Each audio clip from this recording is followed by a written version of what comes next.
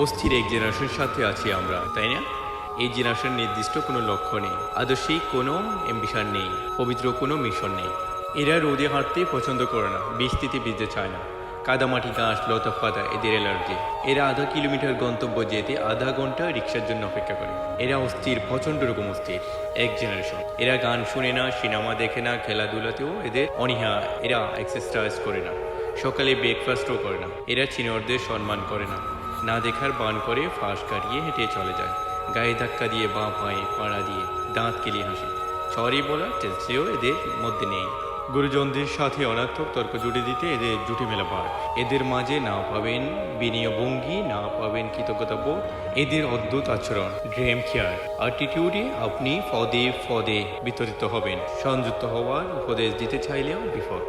অপরপক্ষে নজেহাল হওয়ার সম্ভাবনা 100-তে 100। আপনি পাবলিক বাস চড়ছেন, দেখবেন খালি সিটটা জায়গা পেতে সবচেয়ে জুনিয়র ছেলেটাই বেশি প্রতিযোগিতা করেছে। আপনাকে ধাক্কা টাক্কা দিয়ে সরান বসে পড়বে। তার বয়সের দ্বিগুণ হয়েও দাঁড়িয়ে দাঁড়িয়ে দেখা ছাড়া আপনার তেমন কিছু করার থাকে না। বলছিলাম বর্তমান জেনারেশনের কথা, যে আসরে এদের দাঁড়িয়ে থাকার কথা, সে আসরে এরা নিজের জন্য চেয়ার খোঁজ করে। যেখানে চুপ থাকার কথা সেখানে জ্ঞান দিতে চেষ্টা করে। সারা রাত ধরে অনলাইনে থাকে, সারা সকাল ঘুমায়। এরা সূর্যোদয় দেখে না, সূর্যাস্ত দেখে না।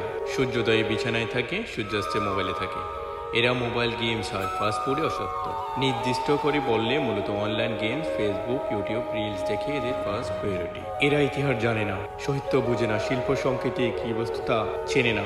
এরা বই কেনে না, এরা বই পড়ে না, বই বুঝে না। এরা নন স্কিল।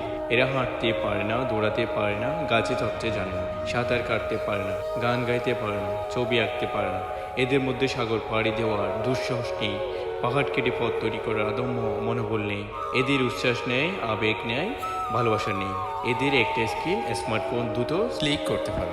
এদের না আছে মূল্যবোধ, না আছে শ্রদ্ধাবোধ, না আছে শৃঙ্খলা। কখন চলতে হবে, কখন থামতে হবে, কখন বলতে হবে, কখন শুনতে হবে, এরা জানে না। এরা কি যে জানে না সেটাও জানে না।